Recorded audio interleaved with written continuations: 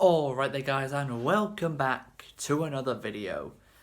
Today it is time for Let's Talk About Dragon Ball Super Superhero. Yep, I finally seen it. And it's pretty damn good. I mean, at the time of recording this, I only watched it last night. So I haven't had the time to think of, is it better than DBS Broly yet? I haven't had the time to think about that, and I'm not quite sure if I do think it's better or not. But let us get straight into it. So, the movie begins with some reanimated footage of Goku's assault on the Red Ribbon Army all the way back in the original Dragon Ball series from all those years ago. It also shows us the androids that we're very familiar with, Cell included. All of that stuff reanimated. Even showing Dr. Gero's death scene again. Reanimated. As we catch back up with what the Red Ribbon Army are currently doing, with its new leader, Commander Magenta. He still has the same goal that Commander Red had for the Red Ribbon Army all those years ago, world domination.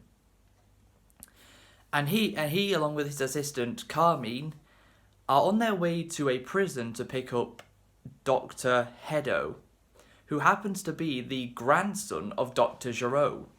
And in the brief explanation that was given by Carmine to Commander Magenta, it shows Dr. Gero's wife, who looks very familiar if you've played Dragon Ball FighterZ or Xenoverse 2. You might recognise her because she's Android 21. Does that mean Android 21 is technically canon now? I'm not sure.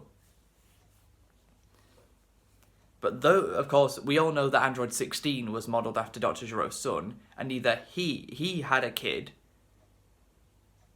Dr. Gero's actual son, who 16 was based off, had a kid, and then had a kid, and that happened to have been Dr. Hedo, who is kind of the villain, but not really.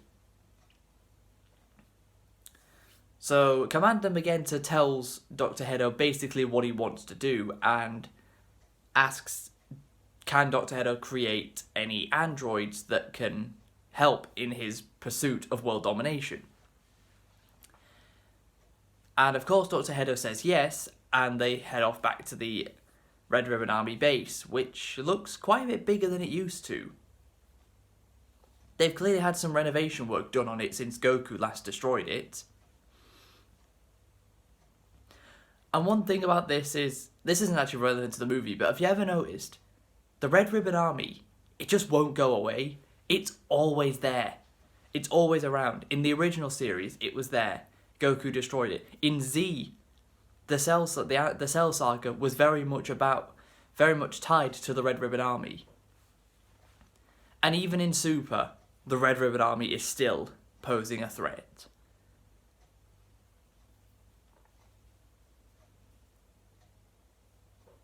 So they get back to the base, and Dr. Hedo gets work on making some new androids. Meanwhile, back in more familiar territory, Piccolo is being asked to pick up Pan from kindergarten by Videl after training with her earlier that day. Piccolo asks, why can't Gohan do it? Videl tells him that Gohan's busy with his research. And what's Gohan researching? Insects. Freaking insects. Yes, apparently researching insects is more important to Gohan than picking up his own daughter from kindergarten.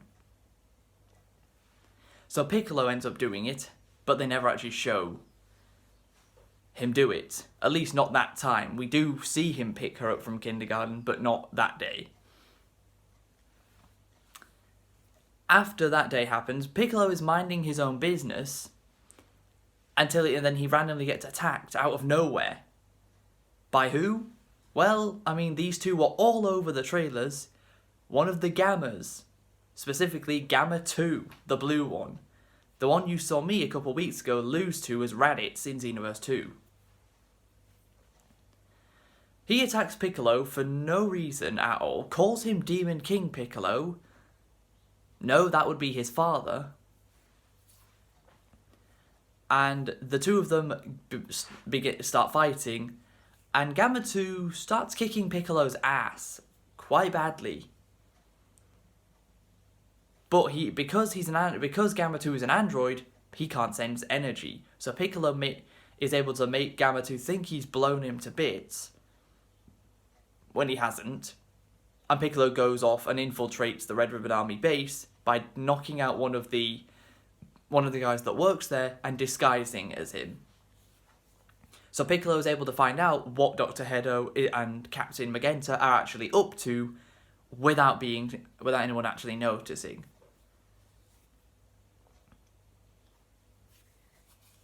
And he almost gets caught, but just about doesn't. And there's more talk about... They start talking about what happened in the Cell games, and that the people that defeated Cell are the bad guys, and these androids that are being created, specifically Gamma 1 and Gamma 2, are being created to take down these villains. Basically painting Goku, Vegeta, and all of them lot as villains, even though they clearly aren't.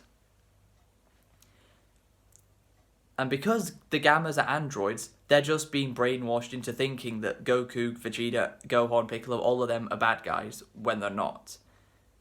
They were just following orders, as they put it later in the movie.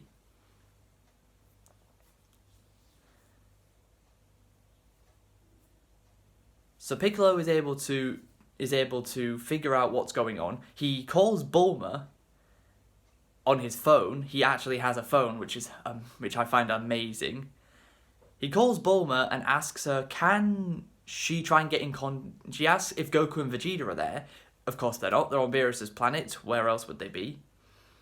And he asks her, can she try and contact Whis to tell Goku and Vegeta to get their asses back to Earth because there might be trouble.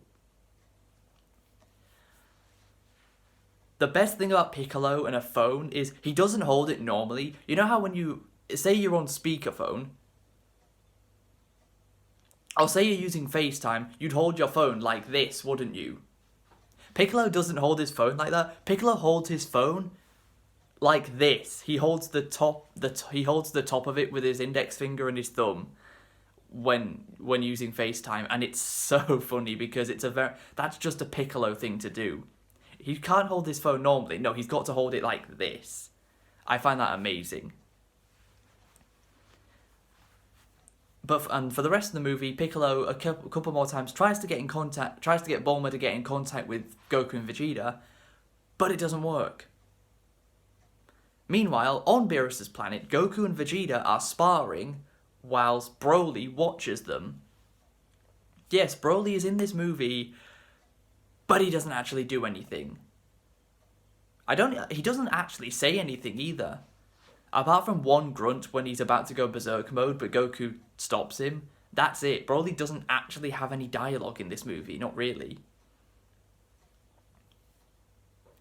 And if you remember from the Broly movie, Limo and Chilai, the orange guy and the green alien girl, those two who befriended Broly in the previous movie, those two are here as well. It seems wherever Broly goes, so do they. Chilai starts insulting Beerus' planet, but then Beerus himself wakes up after all the noise that Goku and Vegeta are making. But, in a strange turn of events, Beerus decides to say that he finds Chilai cute. And I started laughing when that scene happened. I was like, oh my god, no, there's no way. Beerus is literally the second strongest being in the universe after Whis. He had the pick of any woman in the universe, and he picks Chilai. So yeah, Beerus is simping for Chilai. And I thought the fans were down bad. Even Beerus is down bad. But the sparring match Goku and Vegeta have actually looks really nice. Like, you almost straight away forget that the movie is pretty much entirely CGI animated. You almost completely forget about it because it actually looks really good. I mean, we'd all still prefer it to be 2D animated and for the next movie, because there is going to be another one. I hope they go back to 2D. But this wasn't bad. This looked quite nice. And Goku, and the extent of Goku and Vegeta in this movie is just the two of them sparring. That's it. There's nothing else that really happens. Then we return to Earth, and Piccolo is pretty pissed at Gohan for basically fully neglecting any sort of training anymore. Like, Gohan just does not train at all, and Piccolo is it annoys Piccolo. So, back on the Red Ribbon Army base, Commander Magenta decides to kidnap Gohan's daughter.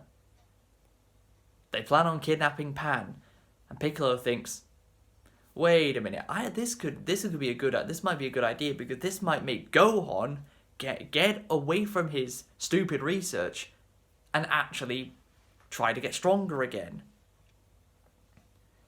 So Piccolo and another guy go to Pan's kindergarten, and one of the other guy who Piccolo goes with goes up to Pan saying that her mother asked him to pick her up. Pan's like, nah, and gives him a real good punch in the stomach, knocking him out. Cause Pan ain't playing no games. Then Piccolo appears, and she notices him straight away, even though he's wearing a helmet with a visor that would cover his face. She just knows it's him. Piccolo basically tells Pan to play along with what's happening because it might make Gohan stronger. So, she does play along, pretending that she's been kidnapped, knowing that she's strong enough to take down pretty much most of the people around her, as she was trying to learn to fly earlier. That's one thing that doesn't make sense in this movie. Why is Pan trying to learn to fly when in the filler episode, or a filler episode of Super, she literally is flying as a baby? Like, we saw her flying as a baby in Super, but now in Superhero she's suddenly only learning to fly.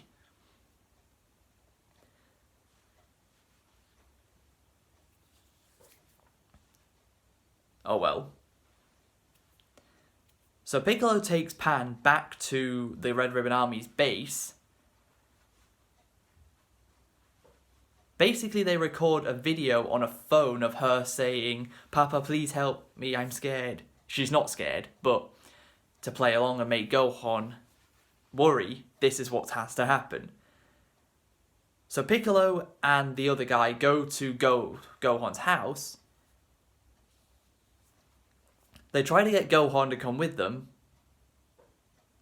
Since Gohan's outfit had changed, it was just a white shirt and regular pants, but Piccolo used Clothes Beam, haven't seen that in a while, to give him the same outfit he wore when he fought Cell last time, just swap the purple gi for blue, and the blue wristbands for red. Basically the outfit Gohan wore in the Buu saga before he got the orange gi like Goku. The gi Gohan was wearing in the second Broly movie, that gi, he was wearing that one.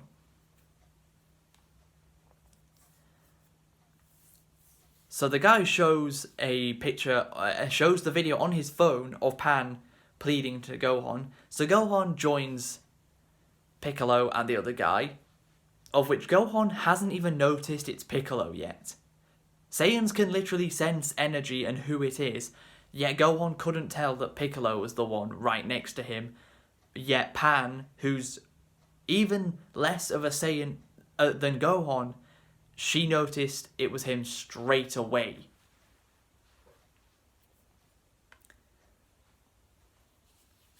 So Gohan a big fight starts pretty much straight away, and it's Gohan versus Gamma 1. Yes, we've had Gamma 2 fight Piccolo, now it's Gamma 1's turn. And I love the dynamic between Gamma 1 and Gamma 2, because Gamma 1 is like the super serious android, and Gamma 2 is the one who clearly likes having a joke around. Like I really like the personality difference between Gamma 1 and Gamma 2. And Gohan is getting his ass kicked by Gamma 1 a little bit, so he goes Super Saiyan. Well, Super Saiyan 2. So, which gets Gohan back in the fight a little bit, to where he's able to hold his own enough to where it looks like a somewhat even fight.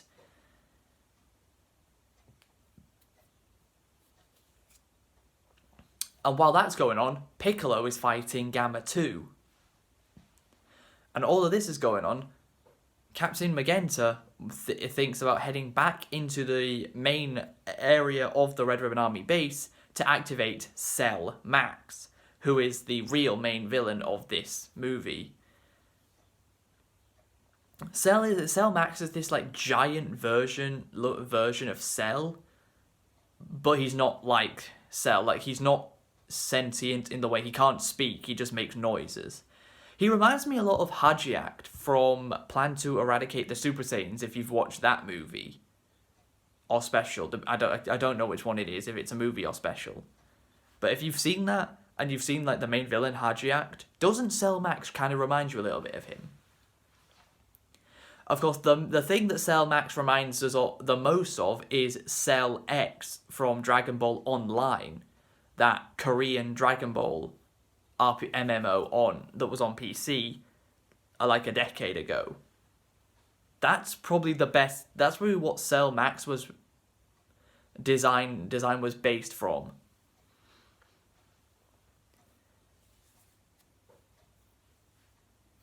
So Gohan decides Gohan needs to be pushed a bit further up his limits, because as we know, Super Saiyan 2 is not the extent of Gohan's power anymore.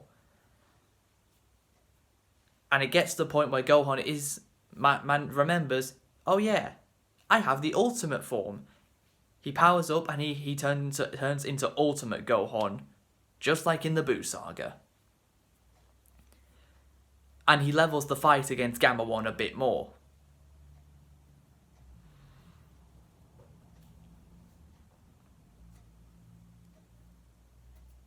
And Piccolo has a new form that he will be showing, that he shows off a little bit later on. The way he got this is through a wish that he made with Shenron to basically grant him the potential unleashed power that Krillin and Gohan were granted by Guru back all the way on Namek all those years ago. The second and third wishes are Bulma. Bulma decides wish number 2 is to make her ass tighter. Yes, that's really what happens. And number 2, to make her eyelashes 2 centimeters longer. That's almost as dumb as the 5 centimeters in height gain Frieza wanted to wish for in the Broly movie. These wishes are getting more and more ridiculous every time now, aren't they? The last somewhat good wish, other than the Piccolo gaining a new form, which we've had, was when Android 17 used the Super Dragon Balls to bring back all the universes that Zeno had erased.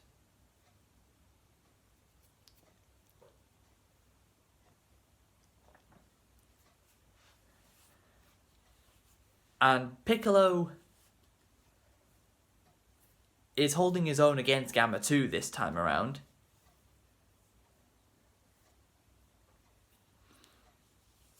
Piccolo even played a part himself into getting Gohan back to his ultimate form by picking up Pan, pretending to grab her like by her collar, when in reality he wasn't.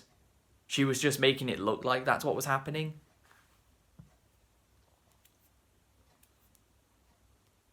But then Piccolo gets blasted by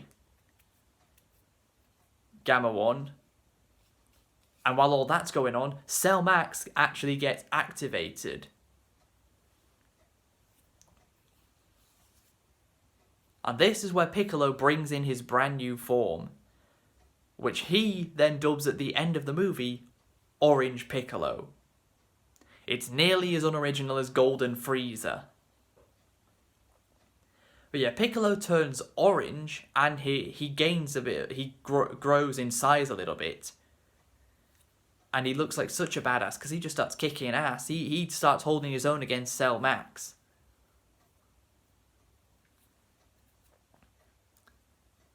As the weak point of Cell Max is his head, but the problem is, once his head has been destroyed, there's a huge explosion that eviscerates completely everything. A bit like Cell himself at the end, near the end of the Cell Saga, when he blew himself up to kill Goku and King Kai. Kind of like that, but an even bigger explosion than that. Piccolo is hanging on for all his might as Cell Max is about to stomp in Gamma 2, because Gamma 2 had been taken out. He'd been knocked unconscious. But just before he's able to stand on Gamma 2, Piccolo jumps in, grabs the hold of the foot, gets below the Cell Max's foot and starts pushing it back up, along with Krillin. Because since then, Krillin, Android 18, Bulma, Goten and Trunks had all arrived. And Bulma says something quite mean. She says, "I brought some helping hands." And Krillin, there's no need for that, Bulma. Why do you have to just go in on Krillin like that? What's he ever done to you?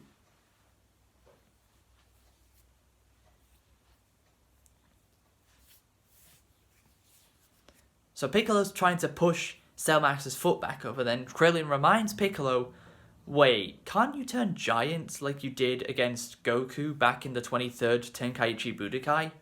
Piccolo's like, "Oh yeah, I'd forgotten about that." Piccolo uses his giant form to push Cell back up, but he's getting his ass kicked, even in orange form.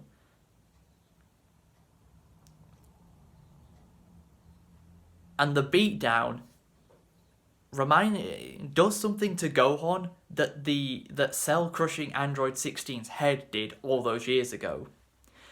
You know when Gohan's about to turn Super Saiyan 2 and that line in the background of the screen goes past him as to signify Gohan has snapped? The exact same thing happens here when Cell Max is just beating down on Piccolo. And Gohan does exactly the same thing, only this time his hair turns white. And we are introduced to the brand new form of Beast Gohan, because throughout this whole movie there'd been talk with Piccolo and Pan that Gohan could become stronger than Goku if he put his mind to it. This is what Piccolo meant. Gohan has a brand new form called Beast Gohan, as we call it. White hair, just like Ultra Instinct. It's not like Ultra Instinct, the actual form itself, just the hair colour. And to defeat Cell, and Piccolo does something quite funny. He does a full Nelson on Cell Max, just like Goku did with Raditz all those years ago. And Gohan uses the special beam cannon Makanko Sappo on Cell Max's head. Gohan does to Cell what Piccolo did to Raditz and Goku back at the start of DBZ.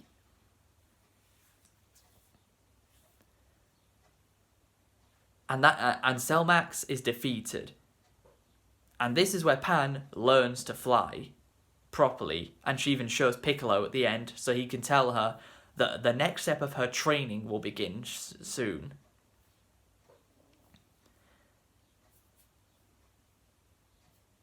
And the movie even has a post-credit scene of Goku and Vegeta finishing their sparring match, to where Vegeta actually beat Goku. Finally, it's happened. Vegeta actually beats Goku in a fight. Fair and square. Neither of them even went Super Saiyan. They fought each other in their base forms.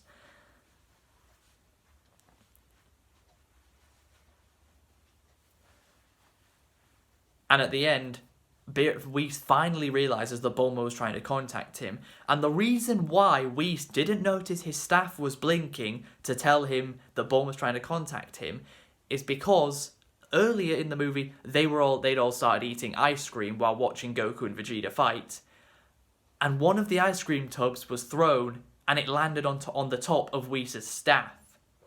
That's why Whis didn't notice it.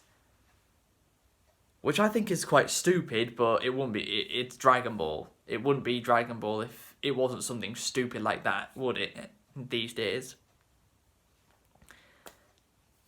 And one more thing I'd like to mention, in the room Gohan works in for his research, he has 2 photos on his desk.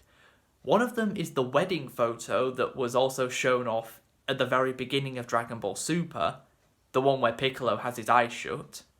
There was that photo, and the photo next to it is of Goku and Gohan from the very first episode of DBZ on Master Roshi's island that Kame House is on.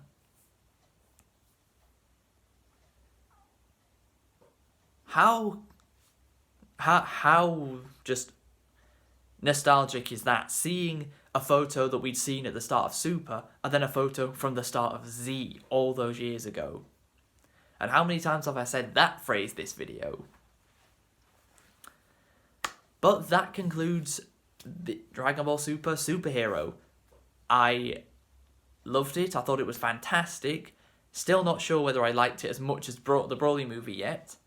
The only thing I didn't like about it is the beginning of the movie really takes some time to get going. Like, they do a lot. I understand that they've got to show off Dr. Hedo and Captain Magenta and all these new characters that they're introducing. I get that they've got to show us who these people are and what their goals are, but it drags on a little bit too long in my opinion. But that's the main thing I didn't like about the movie. The fights were great. I would have liked to maybe have seen Beast Gohan a bit more in the movie. But the scenes with Piccolo and Pan, one of the highlights of the movie. I absolutely loved these scenes. Piccolo and Pan are such a great character duo together. Seeing Gohan transform into Beast form the same way he transformed into Super Saiyan 2 for the first time, quite nostalgic, because he did it in the exact same way. Goten and Trunks are literally useless nowadays. Why do we keep seeing them? Because they don't actually do anything helpful anymore. They even fused in this movie, but they turn into fat Gotenks because they did the fusion dance wrong. But that's the end of the video. I hope you guys have enjoyed. If you have, please be sure to leave a like, subscribe if you're new. If you've seen Dragon Ball Super Superhero, what do you think? Did you like it? Did you not? Let me know in the comments. And until next time, catch you later.